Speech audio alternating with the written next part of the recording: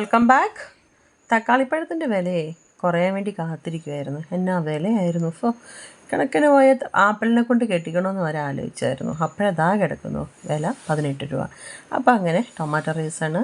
സവോള നല്ല വഴറ്റി, പട്ട ഗ്രാമ്പുകളൊക്കെ ഫ്രഷ് മസാല ചേർത്തു, ഇഞ്ചി വെളുത്തുള്ളി പേസ്റ്റും പച്ചമുളകും ചേർത്ത് നല്ല വഴറ്റിയതിന് ശേഷം കുറച്ച് മുളക് പൊടിയും ചേർത്ത് വഴറ്റുക.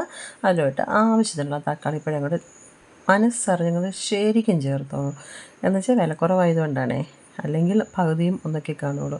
ആവശ്യത്തിന് ഉപ്പ് ചേർക്കുക. 1 ഗ്ലാസ് അരിക്ക് 2 ഗ്ലാസ് വെള്ളമാണ്. കാരണം റേഷനരിയിലാണ് ഇന്ന് നമ്മൾ റൈസ് വയ്ക്കുന്നത്. പിന്നെ ആവശ്യമുള്ള ചപ്പും കുപ്പയൊക്കെ ഇട്ടോളൂ. മല്ലിയില പുതിനയിലൊക്കെ ഇടുക. വെള്ളം ഒഴിക്കുക, ഉപ്പ് ചേർക്കുക. തൈരുണ്ടെങ്കിൽ ചേർത്തോ, ഇല്ല വേണ്ട. ഇല്ലയിലാണെങ്കിൽ കുറച്ചുകൂടി ടേസ്റ്റാണ്. അതിനുശേഷം അടച്ച് വെച്ചങ്ങോട്ട് വറ്റിച്ചെടുക്കുക. വെള്ളം പറ്റുന്നോടം വരെ വറ്റിച്ചെടുക്കുക. അതാണ്ട് ഇതുപോലെ അടിപൊളിയായിട്ടുള്ള ചിക്കൻ ഫ്രൈയോടെ കഴിക്കാൻ പറ്റിയ tomato rice ready. Thank you for watching.